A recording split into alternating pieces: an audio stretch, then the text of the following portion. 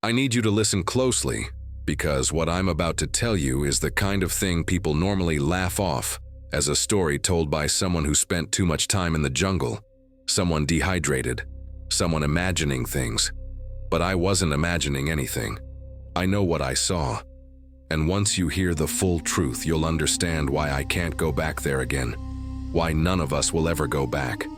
The tribe we met deep in the rainforest wasn't supposed to exist. They weren't on any map, in any archive, or in any anthropologist's notes. And the reason they stayed hidden for so long, that's what still keeps me awake at night. It all started as a routine expedition, or at least that's what the agency told us. We were hired to verify the location of an uncontacted group that satellite images had hinted at. Structures too symmetrical to be natural. Smoke trails too consistent to be random fires. Patterns in the canopy suggesting deliberate clearing. Most of the time, these leads turn out to be logging camps, illegal hunters, or abandoned settlements. Nothing out of the ordinary. Nothing dangerous. Nothing legendary. But from the moment the helicopter dropped us at the riverbank, I felt like the rainforest was holding its breath. You don't need to be an expert to know when a jungle feels wrong. Usually it's loud, birds shouting, insects buzzing, monkeys arguing in the distance. But that place was silent, like everything was watching us, waiting to see if we'd make the wrong move. There were 5 of us. Raphael, the guide who had worked with dozens of expeditions. Clara, the linguist. Tomas, the biologist. Me, the one responsible for mapping and recording the data. And Lucas, the cameraman, always optimistic, always filming everything, even the things we didn't want on camera. The plan was simple. Follow the river upstream for 2 days, cut inland through a narrow valley, and reach the suspected settlement grid. Then document, retreat, and let the specialists handle the next steps. Like I said, simple. It stayed simple for less than 6 hours. We were still on the river when Raphael stopped paddling, lifted his hand, and motioned for silence. The raft drifted slowly, the current tugging us forward while he narrowed his eyes toward the trees. I didn't see anything at first. Then I noticed something moving on the left bank. Something low, fast, and deliberate. Not an animal, not in that pattern. Lucas raised his camera, but Raphael slapped it down gently, whispering a warning I'll never forget. If they're here, don't point anything shiny at them. Lucas frowned. Who? Raphael looked at him like the question was the problem. People who don't want to be found. That's when the first arrow hit the water next to us. None of us screamed, but every head snapped toward the point of impact. It had come from the trees. No wind-up sound, no rustling, nothing. Just the sudden splash of an arrow landing less than a meter from the raft. Keep paddling forward, Raphael whispered. Do not look scared, do not stop, do not speak. His voice had the kind of quiet urgency that flips a switch in your body. We obeyed without question. 2 more arrows fell behind us. Not at us, around us. A warning, the silent kind.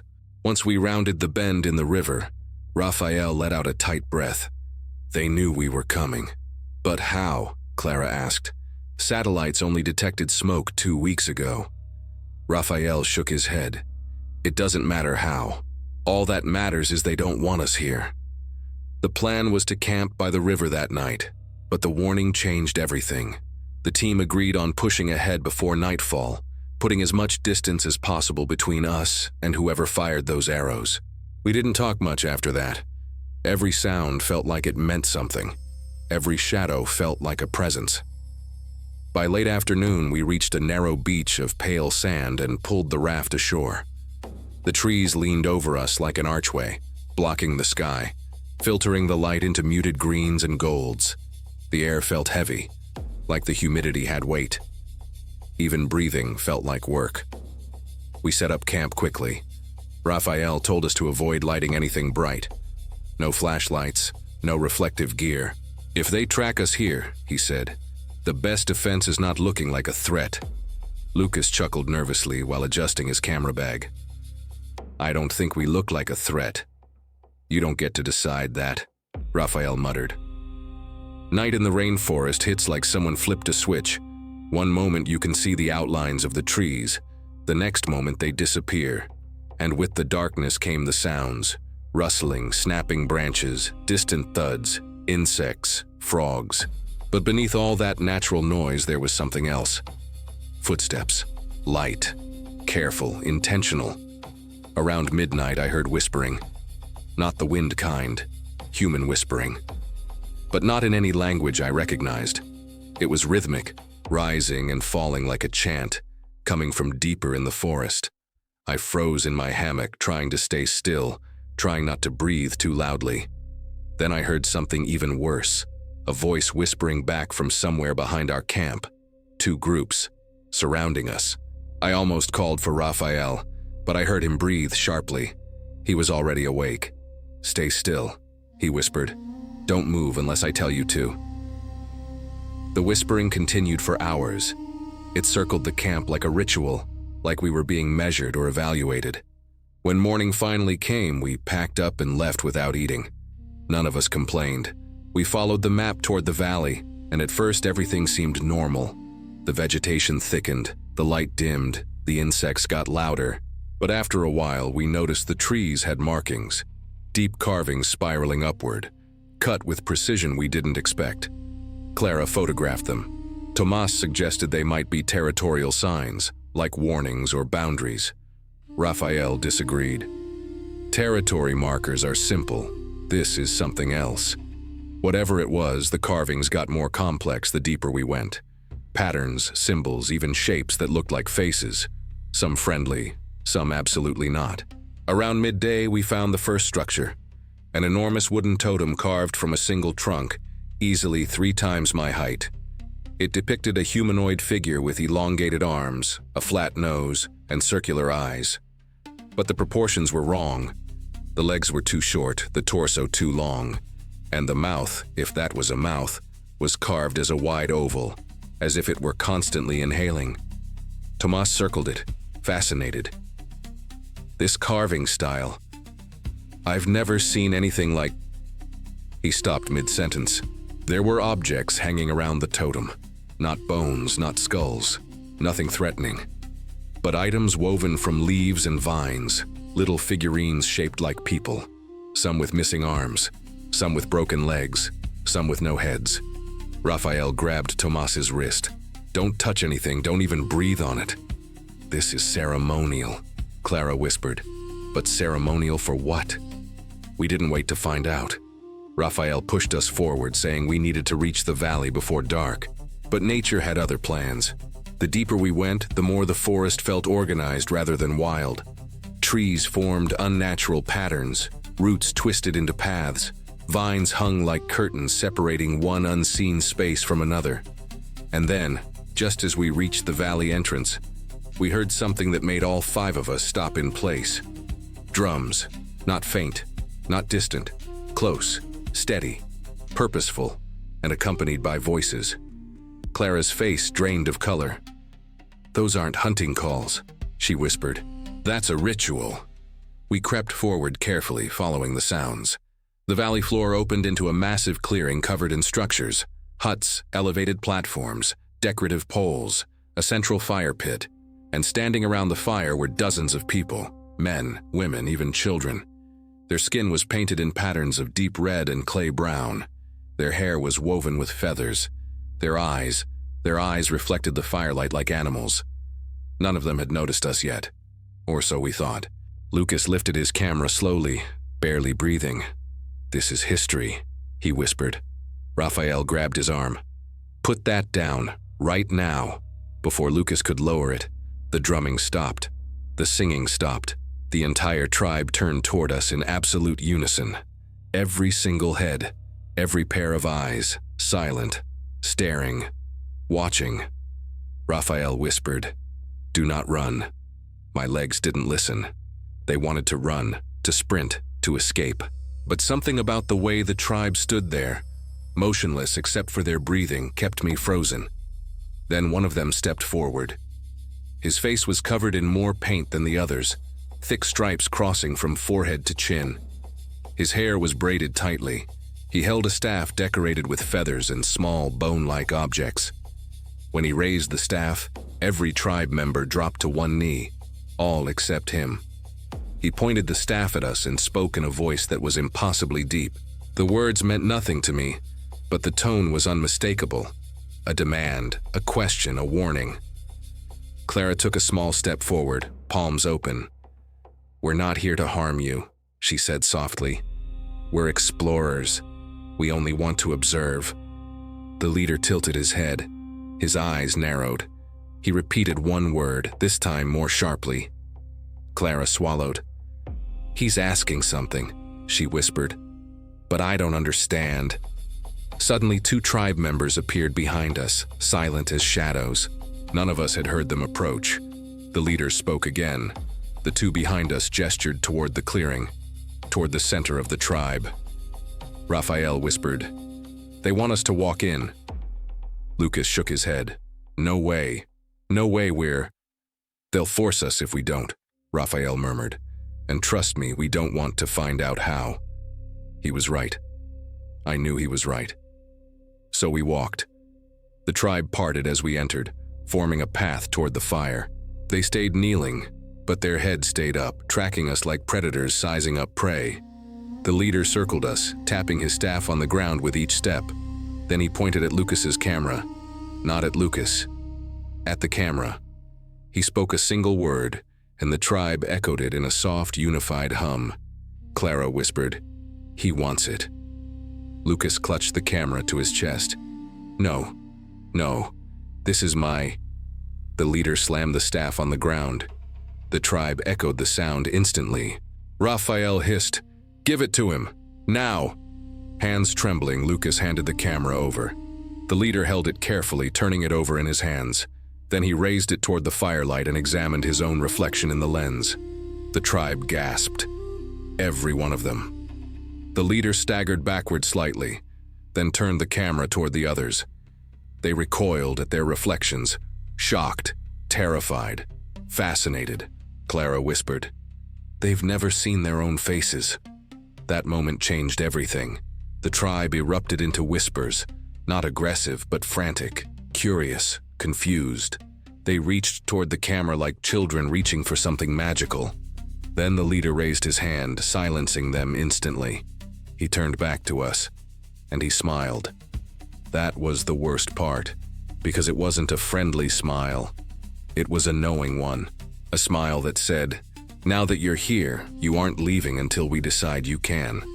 Before any of us could react, he lifted his staff again, pointed toward the deeper part of the village, and gave a command. 2 tribe members approached us, and that's when we realized we weren't guests, we weren't visitors. We were being taken somewhere. Somewhere they didn't show outsiders. Somewhere not even the maps could hint at. And from the moment we stepped inside that hidden part of their settlement, everything I thought I knew about isolated tribes, ancient cultures, and human history began to fall apart. Because nothing about them, nothing, made sense. They knew rituals from different regions, symbols that belonged to no known language, and they behaved like people who weren't just hiding from the world, but protecting something. Something we weren't supposed to see. Something no one outside their valley should ever witness. Something that would turn our expedition into a nightmare none of us could have predicted. And it all started the moment they closed the gate behind us. The gate behind us wasn't made of wood. At least, not entirely. It looked like wood at first glance, but when the tribe members pushed it shut, the sound it made wasn't the sound of logs hitting each other. It was deeper, heavier, almost like stone, but not exactly that either. Lucas whispered that he'd never seen anything like it. Raphael told him not to whisper anything at all. The leader motioned for us to continue walking deeper into the settlement. The air changed as we moved forward.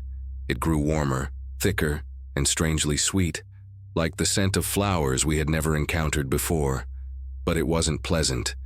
It was too sweet, almost chemical, almost artificial, even though nothing in that place suggested technology. The tribe members surrounding us carried spears, but they didn't point them at us. They held them straight up, walking in perfect synchrony, like a procession guiding us to something sacred. And that's what worried me most, because every time humans guide outsiders to something sacred, the story never ends well for the outsiders. The deeper we went, the stranger the structures became. No huts, no leaves, no vines.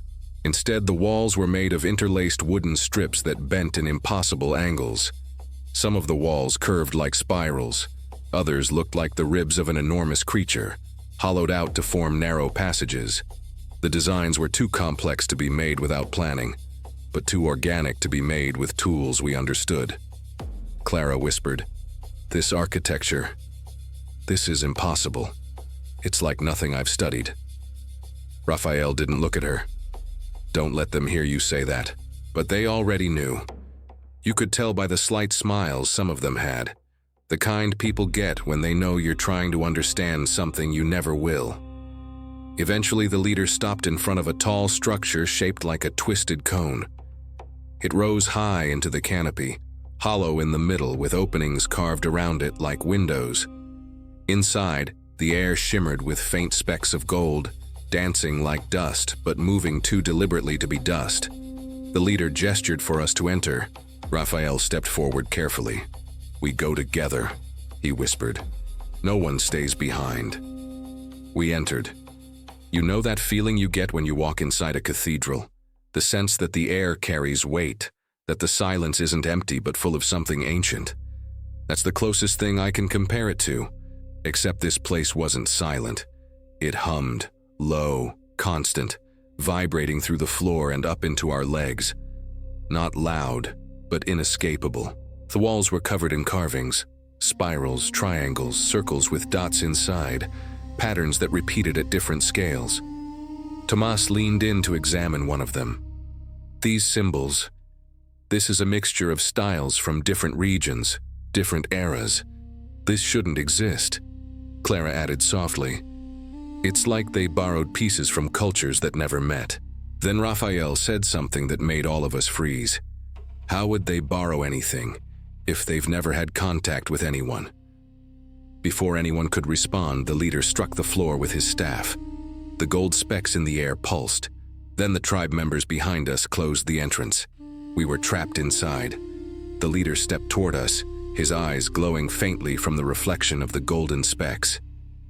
He began to speak, not loudly, not aggressively, just calmly, like someone giving a warning before it becomes a command.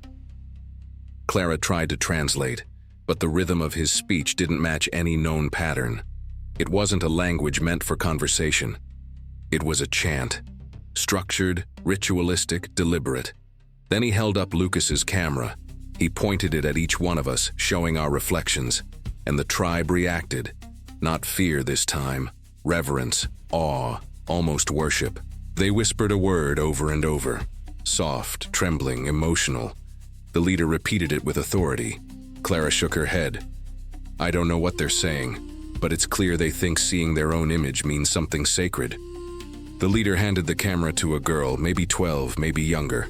She looked at her reflection and gasped, covering her mouth not with fear but with amazement. The tribe murmured again, louder this time. Then they opened a space between them, a pathway. The leader pointed at me. I don't know how I knew, but I felt it instantly. They wanted me to step forward. The others looked at me, waiting to see what I'd do. Running wasn't an option. Fighting wasn't an option. And if this was some kind of ritual, the only choice was to play along and hope it ended peacefully. I walked forward slowly. The tribe members whispered as I passed, not touching me but leaning in close enough for me to feel their breath. When I reached the center, the leader placed his staff on the ground and extended his hand toward me. On his palm rested a small object. It looked like a stone, but it was warm, almost hot, and faintly glowing with the same golden color floating in the air. I didn't want to touch it. Every instinct in me told me not to. But refusing wasn't an option, not after everything we'd seen. I reached out and held the object, and the humming in the walls grew louder. Instantly, the golden specks surged toward me like they were drawn to the thing in my hand. They gathered around my skin, swirling in patterns, sinking into the surface of the stone, almost as if they were alive. The tribe gasped. The leader nodded. And that's when I realized the truth. Whatever this tribe protected, it wasn't just cultural. It was something else, something powerful, something they thought we were meant to take, or meant to return. The leader placed his hands on my shoulders and spoke softly. His tone changed, no longer warning or questioning. Now it sounded almost reassuring. Then he turned to Raphael, Clara, Tomas, and Lucas. He pointed toward the exit and opened it. The tribe parted, forming a pathway for them to leave, but not for me. Raphael immediately stepped forward. "No, we don't leave without him." 2 tribe members blocked him with their spears, not touching him but making it clear what would happen if he moved another inch. The leader pointed at my friends, spoke a command, and the tribe repeated it. They wanted the others to go. They wanted me to stay. I looked at Raphael, and I'll never forget the expression on his face. Fear, anger, and helplessness all tangled together. He whispered, "We'll come back for you, I swear." But the tribe was already pushing them out of the structure, herding them toward the outer path. Lucas tried to fight, but 3 tribe members held him down and carried him like a child. Clara begged them to stop. Tomas struggled until he realized he would hurt himself more. Within seconds, they were gone. The leader looked at me, then at the stone glowing faintly in my hand. He bowed his head.